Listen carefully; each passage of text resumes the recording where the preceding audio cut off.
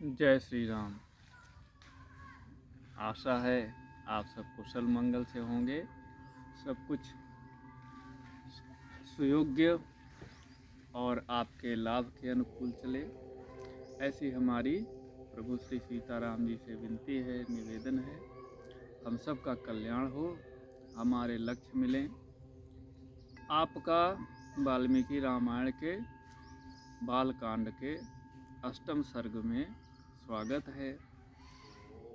इस सर्ग में बताया गया है कि महाराज दशरथ के, जिनको हमने पीछे समझा कि उनकी नगरी कैसी थी, उनके मंत्री कैसे थे, इस सर्ग में बता रहे हैं कि महाराज दशरथ के पास इतना सब कुछ होते हुए भी संतान नहीं थी। इसकी उनको बड़ी चिंता थी, क्योंकि राज्य को आगे कौन लेके जाएगा। तो इस विषय में राजा दशरथ को चिंता होती है और वो अपने मंत्रियों से सलाह लेते हैं, उनसे वार्ता करते हैं कि अब ऐसी स्थिति में क्या किया जाए। गोस्वामी जी भी अपने रामचरितमानस में प्रसंग को लिखते हैं और कहते हैं कि एक बार भूपति मन माही, भई गलानी हमरे सुत नाही। और इस गलानी को लेकर के राजा दशरथ अपने गुरु के पास गए और निज दुख कहो सुनाए सी रोई। रो करके गुरु जी से इस बात को बताया। तब गुरु जी ने कहा कि आप चिंता मत करो, हुई हैं सुत चारी। आप एक पुत्र के लिए तरस रहे हो, आपके चार चार पुत्र होंगे, आप थोड़ा धीरज रखो। आपको चार चार पुत्रों की प्राप्ति होगी। तो वही चीज़ वाल्मीकि जी भी बता रहे हैं कि भगवान वशिष्ठ जी ने, गुरुदेव जी ने उनसे कहा कि आप चिंता मत करो, आपको अवश्य पुत्र की प्राप्ति होगी। तो ततस्तुष्टोद्भवद राजा श्रुत्वैतद्विज भाषितम् अमात्यम अब्रवीत राजा हर्ष व्याकुल लोचनः। हर्ष से, व्याकुलता से राजा दशरथ की आंखें भर आई, व्याकुल हो गई और अपने मंत्रियों से महाराज दशरथ ने कहा कि संभाराः संभ्रियंताम में गुरुणाम वचनादिह। जिस प्रकार से हमारे गुरुदेव लोग कह रहे हैं, आप इनका पूरा अक्षरशः पालन कीजिए। फिर जैसा जैसा महाराज वशिष्ठ जी ने, गुरुदेव वशिष्ठ जी ने निर्देश दिया था कि सरयू नदी के किनारे यज्ञ भूमि बने। अब यज्ञ भूमि बनती है तो उसमें अनेकों प्रकार के विधि विधान होते हैं, अलग अलग तरह के मंडप बनते हैं, अलग अलग तरह के जीव जंतुओं की आवश्यकता होती है, अलग जगह पर पुरोहितों का रहता है। अब पुरोहितों में भी कई प्रकार के पुरोहित रहते हैं, उसमें होता, अध्वर्यु और मंत्र को पढ़ने वाले, ऐसे अलग अलग वेद के ऋत्विज, जो ऋग्वेद के जानकार होते हैं उन्हें ऋत्विज कहते हैं। और एक ब्रह्मा होते हैं, उन ब्रह्मा को सभी विषयों का ज्ञान होता है। उनके नीचे चार अलग अलग विद्वान होते हैं जो अलग अलग वेदों के जानकार होते हैं। तो इस प्रकार से वो एक विशेष व्यवस्था बनाई जाती है। तो महाराज वशिष्ठ ने मंत्रियों को जिस प्रकार से बताया, उस प्रकार से सबने अपने अपने कार्य वहाँ लगा दिए। लेकिन एक बात यहाँ पे बहुत अच्छी तरह से समझने की है कि नापराधो भवेत् कष्टो यद्यस्मिन् क्रतु सत्तमे छिद्रम ही मृगयन्ते स्म विद्वांसो ब्रह्म राक्षसाः।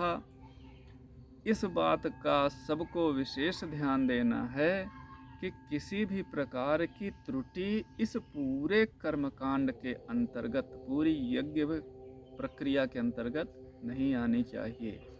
क्यों? क्योंकि जो दुष्ट शक्तियां हैं, पाप शक्तियां हैं, वो अच्छे कर्मों के उस छिद्र को, उस कमी को ढूंढते रहते हैं, और जहां उनको वो कमी मिल जाती है उसमें वो घुस करके उस पूरी प्रक्रिया को नष्ट भ्रष्ट कर देते हैं। जैसे कि शरीर स्वस्थ हो, लेकिन फिर भी अगर कोई एक रोग का जीवाणु, कीटाणु एक बार प्रवेश कर गया तो पूरे शरीर को प्रताड़ित कर देता है। इस प्रकार से महाराज वशिष्ठ ने मंत्रियों को, सभी पुरोहितों को सावधान रहने के लिए कहा। विधिहीनस्य यज्ञस्य सद्यः कर्ता विनश्यति। और जो बड़ी से बड़ी यज्ञ हो, लेकिन अगर उसमें विधान की हानि हो जाती है, किसी प्रकार का छिद्र हो जाता है, तो सद्यः कर्ता विनश्यति। उस यज्ञ को करने वाला, आयोजन करने वाला यज्ञ कर्ता, उसका सर्वनाश हो जाता है। तो हम दशरथ जी के कल्याण के लिए इस यज्ञ का आयोजन कर रहे हैं, इसलिए हमारा परम कर्तव्य है कि इसमें किसी प्रकार की त्रुटि न होने पाए। तद यथा विधि पूर्व में क्रतुरेश समाप्यते तथा विधानम क्रियताम समर्थाः साधनेष्विति।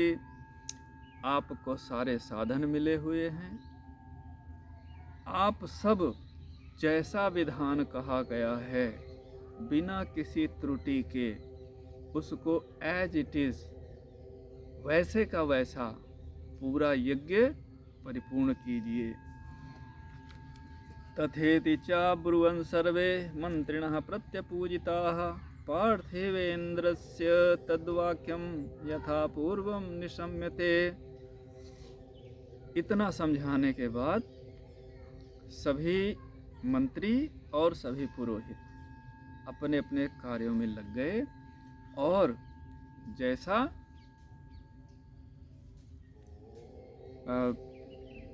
गुरुदेव ने कहा, जैसा महाराज दशरथ चाहते थे, सारे लोग उसी प्रकार से लग गए। सभी ब्राह्मणों को विदा करके महाराज दशरथ ने अपने मंत्री सुमंत्र से इस विषय पर विचार करना शुरू किया कि ऋत्विक किसे बनाया जाए, जिससे कि यह पूरी प्रक्रिया अच्छी तरह से, पूरी तरह से समाप्त हो, परिपूर्ण हो। ततः स गत्वा ताः पत्नीर्इन्द्रो हृदयंगमाः उवाच दीक्षां दिशत वक्षेहं सुतकारणात्।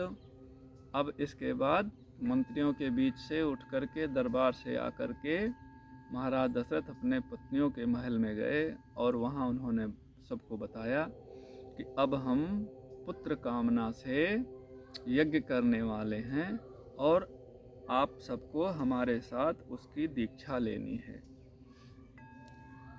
इतना सुनते ही तासाम तेनातिकांतेन वचनेन सुवर्चसाम, इस ओजस्वी तेजस्वी बात को, खुशखबरी को, शुभ समाचार को महाराज दशरथ के मुख से सुन करके उनके सबके चेहरे की चमक, कांति बढ़ गई, और मुख पद्म अति शोभंत, उनके मुख कमल अत्यंत शोभायमान होने लगे, अत्यंत सुंदर होने लगे, क्योंकि उसमें जब प्रसन्नता भर गई तो उनका जो सौंदर्य था, लावण्य था, वो और बढ़ गया। किस प्रकार से?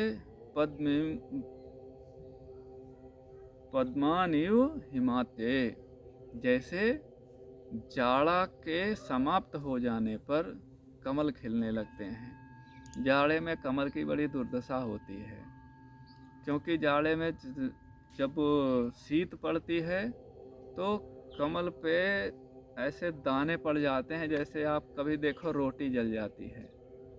तो इस तरह से कमल की दुर्दशा हो जाती है जाड़ा में।